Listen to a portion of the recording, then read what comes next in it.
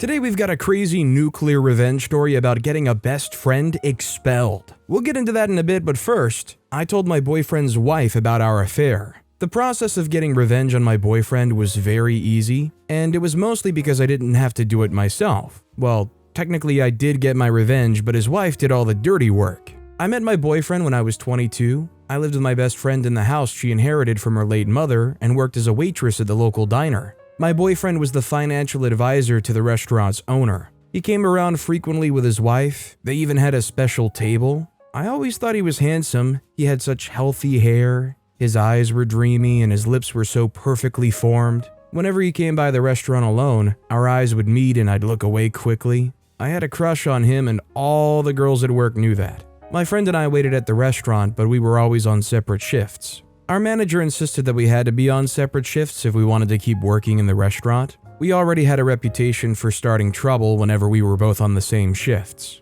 That worked for my friend and me anyway. We had a dog and we wouldn't have to beg our neighbors to help watch her while we were out together working. My friend was the only person I admitted to that I had a crush on my boyfriend. The other girls at work knew I admired him and all, but they didn't think it was serious. I didn't think it was serious too, until I started looking forward to him coming to the restaurant. I would even go as far as begging my coworkers to let me wait at his table. His wife was a plain-looking woman, beautiful but always plainly dressed. She hardly wore any makeup too, but her skin shone. It was clear that she came from a wealthy family. One afternoon, I was at the bank settling some issues when I looked to my right and saw him. He flashed me a smile and I smiled back and looked away quickly. Was he flirting with me? I wondered. It wasn't the first time we had exchanged smiles or flirty looks. I decided I was going to ask him if he was flirting with me that day. I walked up to him and said hi. "Hello, I know you from the diner," he said. "Yeah, are you flirting with me?" I asked bluntly. He was taken aback, but he soon smiled and regained composure. "Do you want me to flirt with you?" "That is not the question," I said. He said, "Well, I'm asking a new question." "Do you want to?" I asked, flirting back. That day, we exchanged phone numbers and started to text each other frequently. He would come over to our house and I would get in his car where we'd talk for hours. My best friend called me aside after one such car rendezvous and asked what was going on. I said nothing, we're just hanging out as friends. I started to walk away, but she stopped me. "You like him?" I said no. She said, "I think you do, young lad." Before my friend's mom passed on, she called me young lad. "Don't do that," I scowled at my friend. They said, "Don't do what?" I said, "Don't use that tone and don't call me young lad." "You like him," she said. "Well, I kinda do, but I've always liked him. You know I had a crush on him." She said, "Yeah, well, it was nice when you had a crush on him from afar. Now you see each other nearly every day." I said, "Would it be so bad if I liked him? What if he likes me too?" She said, "Sweetheart, don't be naive. He's a married man." I was annoyed that my friend would speak to me like that. It was meant for her to imply that I was naive. She had been with a married man in the past, and I never judged her for it. That's bold of you to say, considering that you dated a married man and I never judged you for it. She said, "Yes, I did. That is precisely why I don't want you to make the same mistakes I made." "We are just friends," I assured her and left for my room. Spoiler alert, we were not just friends. Yes, at the time we hadn't hooked up, but he had kissed me once in his car just as I was about to return to the house. That day, I had deliberately made my lips very inviting. I used light pink lip gloss and lined my lips well to make them look more plumpy. I knew it worked when his eyes would roam down to my lips. I felt pretty. We never talked about the kiss after that, even though the tension between us was almost palpable. On one of our regular car chats, he asked if I'd be his girlfriend. I was surprised at how direct he was, but I was glad he asked. I had fallen in love with him and assumed that his request meant he had too. I said, "What about your wife?" He said, "What about her? I just want us to be together. I don't care if I have to leave my marriage. I'm in love with you." I said, "I don't know. I don't think I could be in a relationship if I don't see a future." He said, "We do have a future." I didn't respond to that. The next time we met, he took me on a proper date. We went to a secluded restaurant that was quite far from town. He told me that he and his wife were close to getting a divorce anyway, and were going to make it official soon. "She can't have children," he revealed. "As much as I loved her and hoped we'd be together for the rest of our lives, I really want to have children." He went on to tell me about how his wife never told him about her infertility issues, even though she had known about it since she was in her early 20s. I felt very sorry for him.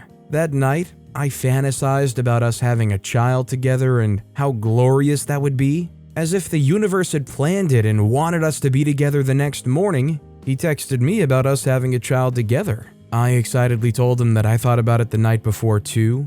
Our relationship soon got serious. He made me quit my job at the restaurant because he said seeing me at the restaurant while he was there for work made him uncomfortable. I got a job at a large store very close to where my friend and I lived, but I was fired because I kept calling in sick. I called in sick often because the only way I could spend time alone with my boyfriend was during work hours when his wife was away at the office.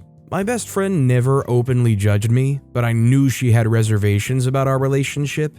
"You know I just don't want you to get hurt like me," my friend would say. I would say, "Trust me, this relationship is nothing like what you had with that person. He's in love with me and I love him too. I promise you he's going to leave his wife." "These men never leave their wives," my friend would say softly, but I always ignored her. She would see for herself that my man was nothing like the person she used to date. Her ex was a teaching assistant in college and he was newly married. She loved him, but he didn't feel the same way about her. It was as clear as day that he had no intention of keeping her around for a long time. My boyfriend, however, had promised to leave his wife. I didn't even have to make that a requirement. He assured me that he'd leave her and even gave me regular updates on how the update went. I looked forward to being able to go out with him in public without any fear. We couldn't go out together even though he was about to get a divorce because he didn't want his wife to use infidelity against him in court. I got many jobs, but I would usually have to quit because my boyfriend needed us to be together. I had so many questions at the time, like why my boyfriend always had so much time to spend with me during work hours. Rich men were usually very busy. I didn't question him anyway because he had money, that was clear. He drove the nicest cars and wore the most expensive suits and shoes. He could also afford to send me money regularly to make up for the times I stayed off work. I wasn't just having fun with him, I looked forward to us getting married. As time went by, no divorce was happening and I became worried. Was he getting cold feet? I would ask him about the divorce and he'd look away and just change the topic. I thought getting pregnant would help him hasten the process. I got off my birth control pills and got pregnant some months later. When I found out I was pregnant, I became very worried. I wondered if he truly wanted me to be his wife and carry his child. I had heard too many stories of men going back on their promises. When I told my best friend, I didn't tell her that it was deliberate. She advised me to end it immediately and not even tell him. "We're still trying to save up and return to school. You can't afford to have a baby right now," she warned. When I told my boyfriend, I expected him to be very excited, but he got really mad at me. "Why would you get pregnant? Do you have any idea how dangerous that is? Are you trying to ruin me?" I was shocked at his reaction. He was so angry that he left the hotel room in anger. I cried so much that day my eyes hurt. Just as I was about to leave, I noticed that he left a small bag behind. I picked it up and checked it. In the bag was a tiny purple purse that I guess belonged to his wife. Inside the tiny purse was her work ID. I took a picture of the card and took the bag along with me. I guess my boyfriend didn't notice that his bag was missing, but when he did, he called me. "Do you have my bag?" he asked me. "Yes, Before I could say anything, he hung up. Not long after, he came over to my house. I went out to see him with the bag, hoping that he'd apologize, take all he'd said back, and we could move on. He took the bag from me and told me when I was going to end it. And what? I could almost swear that I was dreaming. He was not the man I knew. "You have to end it," he said. "My wife would never forgive me if she finds out I have a love child." "What?" My lips were trembling. "Did you not say you were getting a divorce? What happened?" I felt stupid saying that. It suddenly reminded me that my situation was not so different from my friends after all. The only difference was that I was carrying his child. He ignored my question and said, "I'll send some money for you to end it," and then drove off. I sat on the front balcony of our house and cried my eyes out. My best friend was upset when I told her. She didn't say, "Oh, I told you so," or anything like that. It's one of the reasons that she's my best friend to this day. She promised that we would deal with him together. Some days later, she came home and informed me that she had found out many things about my boyfriend. Apparently, his wife was the one with the money. Her dad used to be in public office and she's a rich lawyer. He had no serious job, and the owner of the restaurant I used to work in was probably the only account he managed. His wife's siblings are all lawyers and he'd get into serious trouble if she found out about his infidelity, and of course, he was never going to divorce her. I didn't tell my best friend what I was going to do, but one afternoon, I called his wife's office. I told her assistant that I had personal matters to discuss with her. She returned my calls later, and I told her what had transpired between her husband and me. She hung up. I called her the day after, but I got no response. Her husband called me, yelling and swearing at me. He then begged me to call his wife and tell her that I was lying and only trying to get back at him for refusing my advances. I refused and told him to go to heck.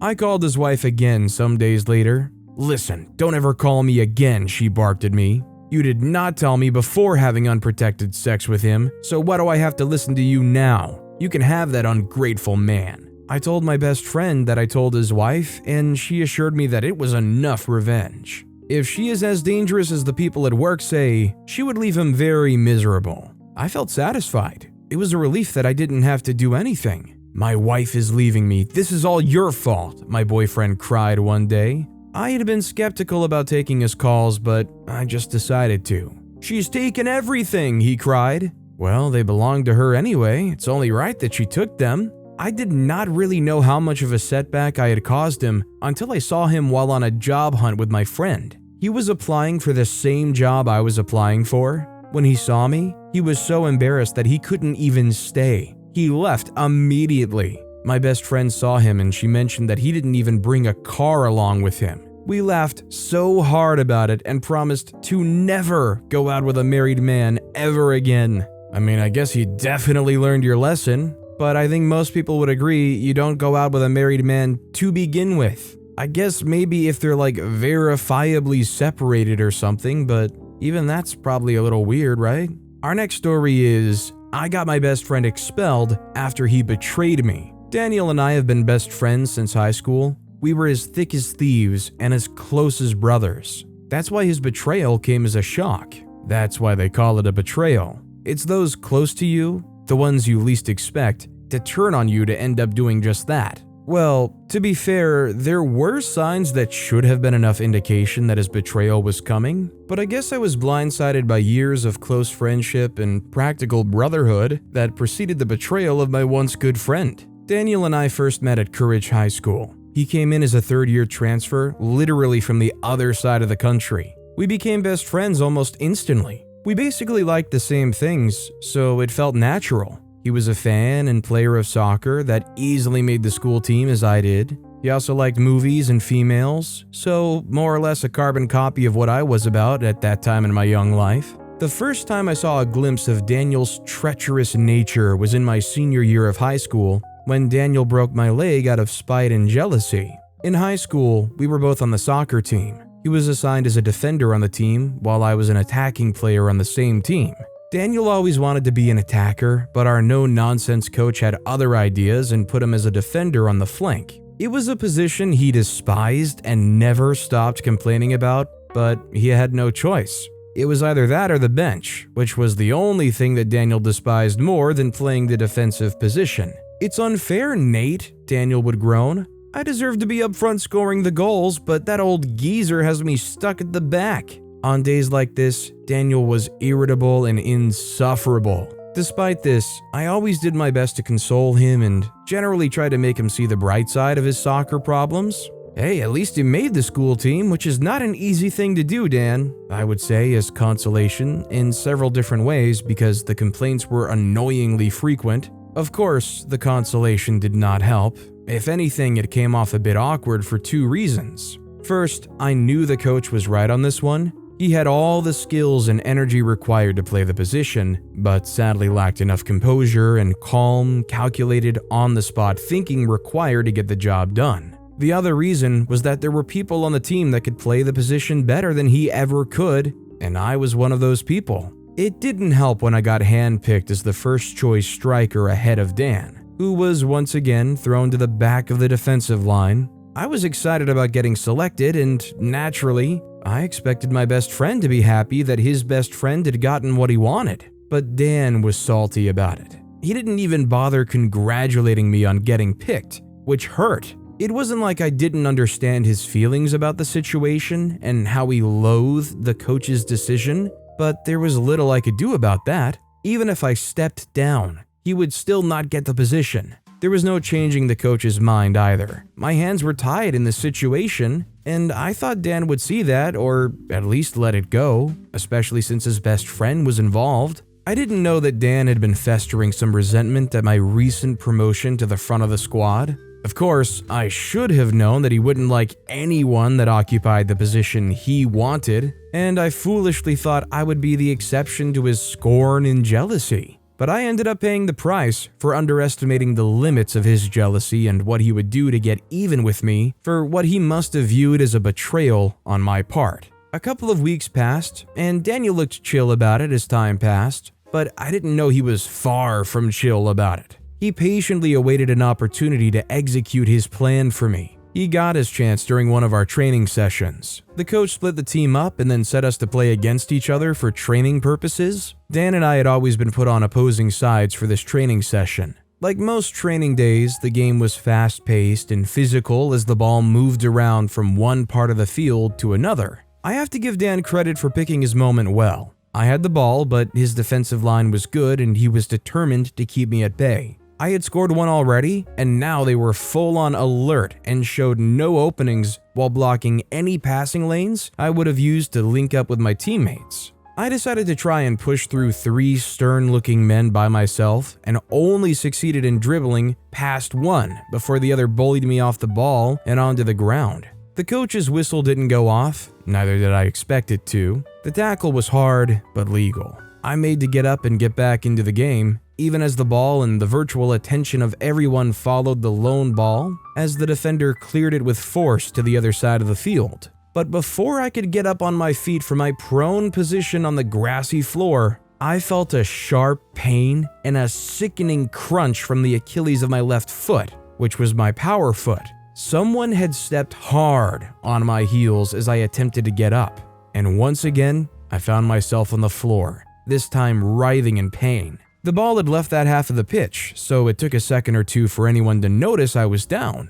But my shouts and cursing soon resounded over the pitch, and the game was halted as everyone noticed that my injury was serious. Players gathered around me to inspect the damage. In a weird moment of clarity through the pain, I thought I could see Dan with a sly, satisfied smile on his lips as his best friend dealt with what could be a severe injury, and yet he smiled. It was the type of smile a villain would put on when a plan works better than they thought it would and they got away with it. But the moment did not last. I couldn't focus on that as the pain doubled and then tripled. As my teammates tried to carefully move me off the field, the pain came with a blinding white on my vision and then everything went dark. When I came to, I woke up on a bed and my left leg felt heavy. I knew where I was in an instant. The smell of antiseptic and drugs combined with the annoying creaking of a ceiling fan let me know that I was in the school clinic. All school athletes were mandated to report to the clinic periodically to make sure that they were physically fit to participate in their chosen sport.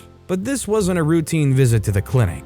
There were only 2 reasons why an athlete would come to the clinic. They were either ill or seriously injured. Since I was not ill, there was only one other possibility. I looked down at my leg to confirm my fears as bitter memories of the circumstances that led me into the clinic bed resurfaced. My left leg, my power foot, was wrapped in a cast, which did not help with the throbbing pain. "Nate, you got a broken leg, but luckily it's a clean break, so it should heal properly with time," said Dr. Smaller, the resident doctor in the school. Dread filled my chest. What of the competition I'd spent countless training hours preparing for? My wish was to get a scholarship into a nice college, and it might never come through. I didn't know if I was brave enough to play sports again after the trauma of that pain. As if he could read my mind, or he just saw my expression and made an easy educated guess, he said, "Your injury is serious. You hurt your Achilles tendon. You'll find it hard to move, let alone play soccer," said Dr. Smaller, his voice tinged with sympathy. "I'm sorry, you won't be able to play in the competition." After that fell news, I was in a state of shock. Some of my teammates came to check up on me, but I didn't notice how they fussed over me. I only wanted to know one thing. Who broke my leg? That was the only question I could ask. They all looked uncomfortable at the question. They didn't know. They assumed I'd gotten the injury from a fall, but I was certain someone had stepped really hard on my left leg intentionally. They thought I was just delirious from the pain, but I knew what I was talking about. They eventually left me to myself after some time. Well, not everyone left. Kurt, the school's second-choice goalkeeper, hung back while the others left. Dr. Smaller was preoccupied in his cubicle office, leaving us basically alone. I was a little surprised. I didn't really know Kurt well. Like most goalkeepers, he was a bit weird, but he was okay. He usually kept to himself and didn't talk much, especially to me. Though the most surprising part of the encounter was what Kurt had to say. "I think I know who caused your injury," Kurt said in a hushed whisper. This held my attention because apart from the fact that I'd been dying to know who cut my dreams short, Kurt had been the opposing goalkeeper in that nightmare training session. He would have had the best view of what happened. "It happened fast, and I only caught a glimpse of it,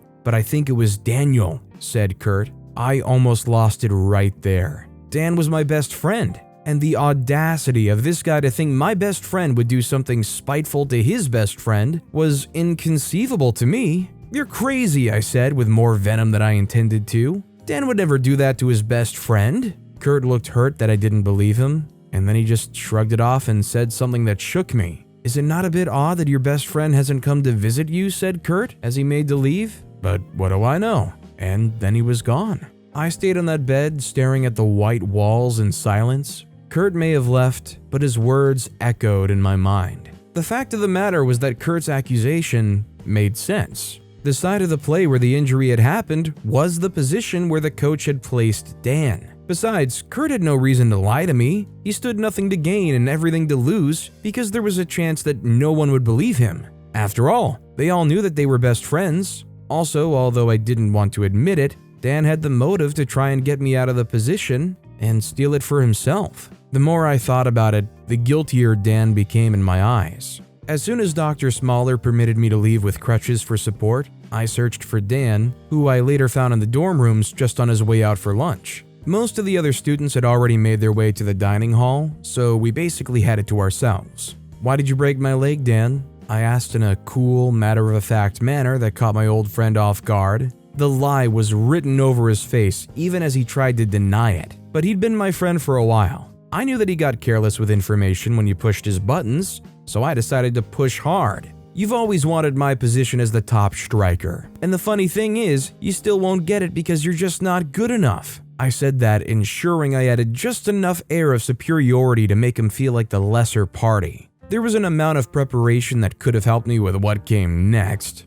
Dan flared at my statement. "You were never good enough, but somehow coach still picked you ahead of me because you kiss butt well," Dan said angrily. Seeing my shocked expression only prompted him to continue. "My only regret is that I didn't break both legs," he said. I stood there stunned for a second while I seriously considered whacking my crutches on his head. It wasn't easy resisting that urge, but the saying, "revenge is best served cold," came to mind and calmed me somewhat, at least enough to walk away without saying another word. After that, my mind was fixated on how to get Dan back. The thought consumed me so much that I knew I would have no peace if I didn't get him back. Luckily, I got my chance sooner than I'd expected. It turns out that my prediction that Dan would still not get the top striker spot on the team was almost prophetic. Not only did he not get the spot, but he didn't make the lineup. He barely even made the bench. Dan didn't take this well. The word was that he had stormed out of the training ground. After hearing that news, the screws turned in my head and a solution came to my head. It really shocked me how I could devise a devious plan so fast. My broken leg was undoubtedly an inconvenience, but it paled compared to my thirst for payback. I waited until it was nighttime, then got up and made my way to the sports complex where the coach had his office. I broke the window as quietly as possible and gingerly climbed into a decent-sized room, careful of my bad foot. The office was filled with trophies and medals of different shapes and sizes, but they all had one similarity. They were prestigious awards for the school, but when I was finished with them, let's just say they were a shadow of their former selves. I painted some slur words and some very uncomplimentary comments I could never say in front of my mother. I dumped it all on the floor in what I imagined would be a hasteful exit. Last, I dropped his phone carelessly and threw some trophy debris hard on Dan's phone that I'd gotten when I made a detour through his dormitory, where he and 5 of his other roommates had slept soundly and loudly.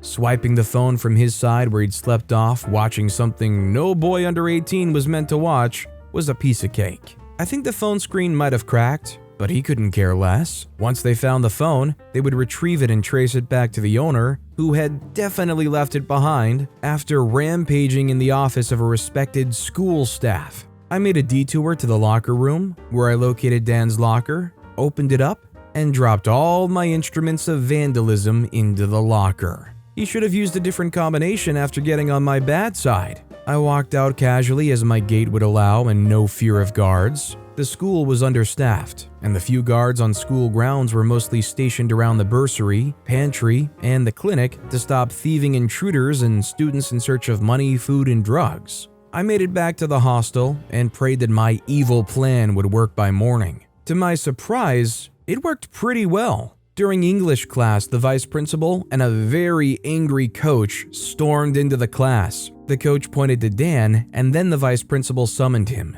Dan was bewildered but complied. I instantly knew why they called Dan out of class. A wave of satisfaction washed over me, and some of it must have shown on my face even as Dan and I locked eyes just before he was ushered out. He would understand why I smiled once he got to the principal's office. Dan was expelled for vandalizing the coach's office after evidence was found that he had indeed been involved. The principal announced that it was a petty act instigated by a falling out between Dan and the coach. I hope Dan knew I got him expelled from the school. Finding a new school would not be easy, and even if he got in, his record would keep him off any school team. Did I feel sorry? Not in the slightest. He had it coming. I respect it. That's a pretty crazy level of revenge to go to, but fittingly it is here in Nuclear Revenge. Do you guys think OP went a little too far, or do you think it was warranted? I'd like to know what you guys think, but with that being said, that's all the time we have for today.